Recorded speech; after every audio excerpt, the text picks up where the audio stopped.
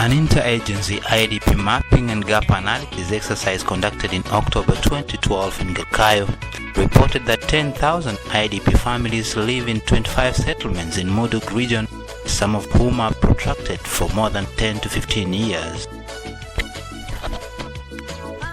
The IDP settlements in Mudug are characterized by chronic poverty, insufficient housing, basic domestic and hygiene items, water, education and health facilities. The improvements in the security situation in many parts of Somalia call for the need to take measures to address protracted displacement, accelerate early recovery and support reconstruction efforts. In Puntland, the passing of the Puntland IDP policy in 2012, which among other things guaranteed security, protection and committed to resettlement of thousands of IDPs staying across the region, provided a key starting point. Intention surveys conducted by various humanitarian agencies amongst IDP settlements in Galkayo captured three scenarios: voluntary return for IDPs in areas of origin, local integration, while some were yet to make up their mind.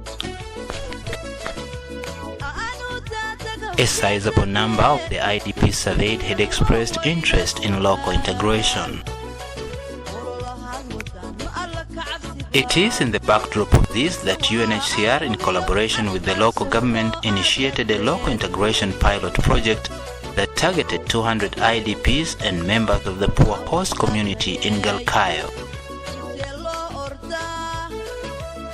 While the government provided land along with permanent land titles for the IDP families, UNHCR undertook to raise resources to facilitate provision of some of the other social amenities required by integrating IDPs, such as housing.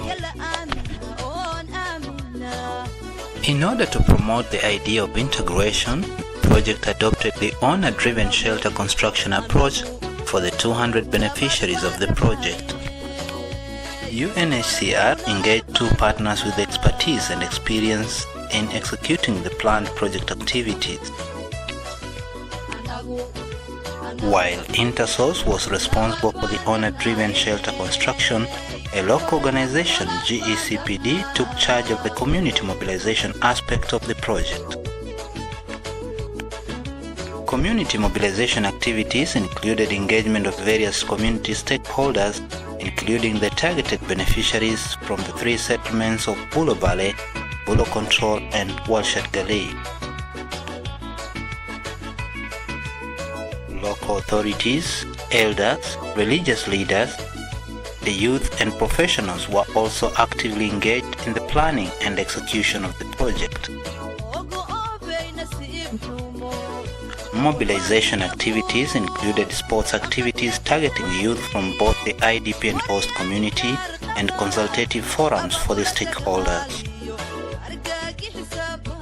Issues of consultation included the choice of the integration site, the design of the shelter, and modalities through which the community could contribute their skills and other resources to the implementation of the project.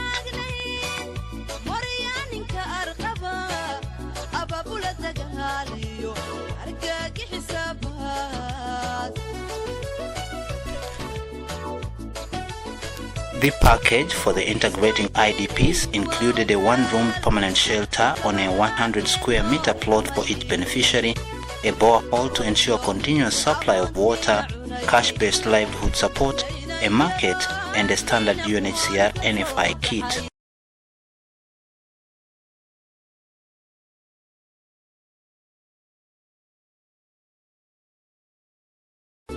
There was active involvement of all levels of government in the planning and execution of the project.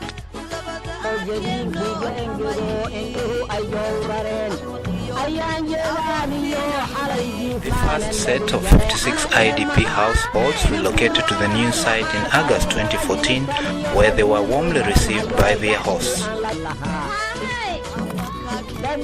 The relocation exercise was made possible with support from various stakeholders, including local authorities, UNHCR partners and members of the shelter cluster in Galkayo, such as DRC, who also mobilized resources to avail missing social amenities at the site. Thanks to the cooperation, the local integration pilot project has been a success, transforming the lives of 200 IDP and poor host community families in Galkayo from protracted displacement and placing them on the road to recovery. Beneficiaries received their permanent land titles from the Galkayo authorities and are now ready to re-establish and continue with their lives as bona fide residents of Puntland.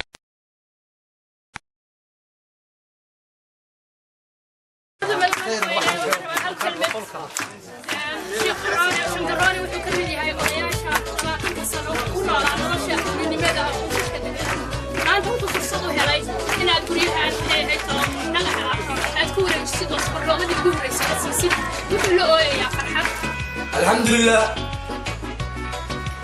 ay nabud nasoo dejisay guriga annaga leena annaga markaas Kristiyaal ahay oo hadeerna saxaf fiican nabadgeliyo helay deegaan fiican iyalkeeni annaga kulli dhawrteen isku bedeshay alhamdulillah ilku waa ka baxay intaas oo codsiga aan ka codsanahay hay'adda oo noo taakulaysay oo guriyihii buushashii qurunka aan tagnay ilaahay naga soo bixiyay suulu ximana haysay gogol ximana haysay guri ximana haysay kira aan ka baqaynin guriga wanaagsan aan daganahay hay'adda intaas ku mahadsan tahay wax walbana oo ina siisay aad u mahadsan tahay oo guriga aniga aan leenahay oo daganahay oo maanta maxaa sabar loogeedana xataa nolol siiyay oo nolol wanaagsan aan ku jirno oo gogol wanaagsan aan ku seexno oo guri wanaagsan aan ku seexno oo biraal kira la'aan biraashuta la'aan الله تقانو أتعدانين